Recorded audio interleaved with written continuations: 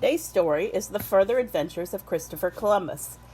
Listen carefully to hear what happened on Columbus's other voyages and to find out if Columbus ever found what he set out to find.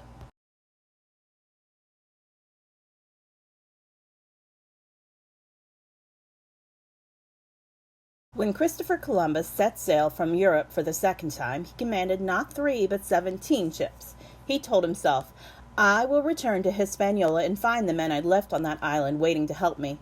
We will find the wealth of Asia and be rich." Everything seemed to be working perfectly.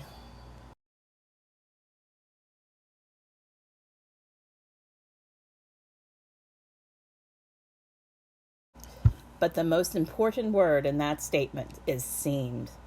In fact, this time Columbus was sailing straight into trouble. Reaching Hispaniola, he found that the fort his men had assembled from the wooden planks of the Santa Maria was gone. There was no sign of the sailors he had left there either.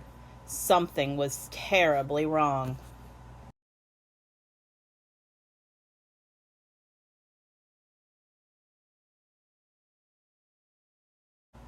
Columbus spoke with a few of the native island people, whom he still insisted on calling Indians. He learned that while he was away, the Spanish crew had been unkind to the native people and had taken advantage of them.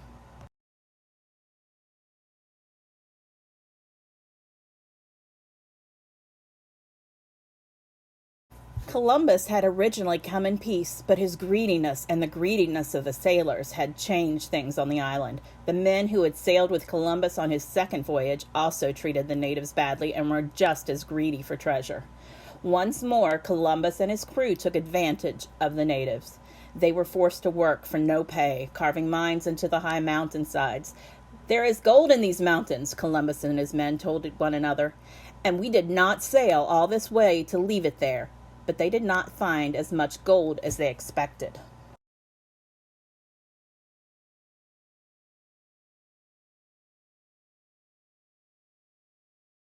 When Columbus returned to Spain from the second voyage, the king and queen did not like the report he gave them. Isabella said, "We will let you sail a third time for us, but you had better find spices and more gold this time."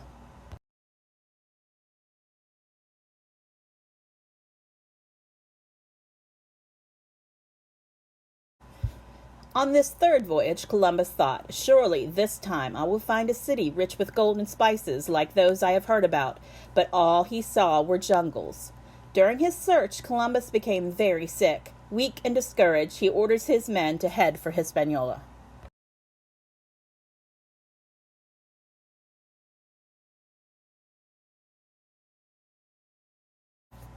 When they got there, Columbus was surprised to find that a nobleman sent by Ferdinand and Isabella was waiting for him. The reason the king and the queen had sent the nobleman is because they'd heard after the second voyage that Columbus was treating the native people cruelly and was keeping the gold for himself. The nobleman had been ordered to spy on Columbus and arrest him if this turned out to be true. Indeed, the nobleman heard from the many people on the island how Columbus and his men had mistreated the native people of Hispaniola. The nobleman announced, "Christopher Columbus, you are being charged with keeping all the gold and treasure for yourself, and therefore doing a terrible job as governor. The king and queen will decide your fate."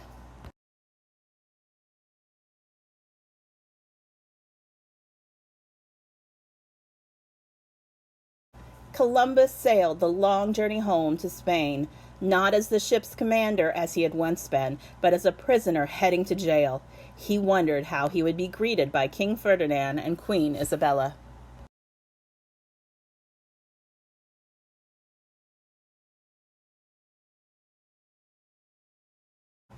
At first, when Columbus arrived in Spain, he was thrown in jail.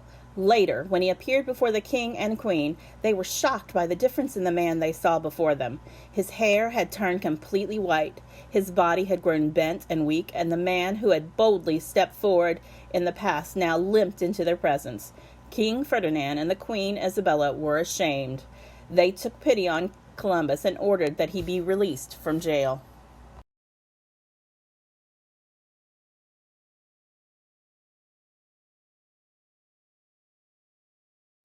They set Columbus free and ordered his share of the wealth to be returned to him. Their Majesties shattered Columbus's dreams of returning to his former importance by announcing, "You are free, but you no longer will be the governor of our new empire." They put someone else in charge of Hispaniola and the lands beyond. The king and queen told Columbus, "We will give you one last chance to find the wealth of Asia." They gave him a few old ships that hardly seemed strong enough to make it out of the harbor onto the open sea.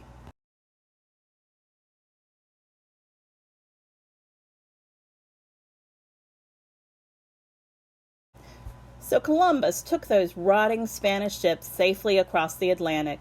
Sailing up and down the lush green coast, he searched once more for the Asian cities he still believed must be there. Of course they were not, and not finding them, he did not go ashore to explore. Discouraged, Columbus returned to Spain once again without the gold and spices he desired.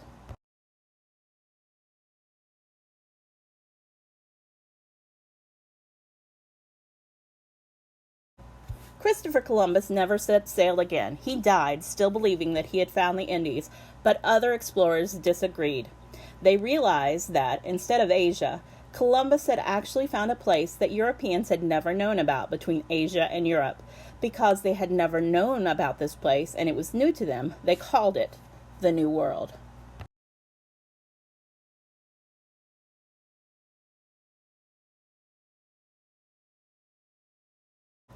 Today, every year in October, Americans remember Christopher Columbus's arrival in the Americas back in 1492. That day is called Columbus Day. Later you will learn about a group of people called the Vikings who sailed to North America even before Christopher Columbus did. Historians from many countries have researched and retold the story of Christopher Columbus many times over. It means different things to different people, but one thing we know for sure is that Columbus's mistake changed the world.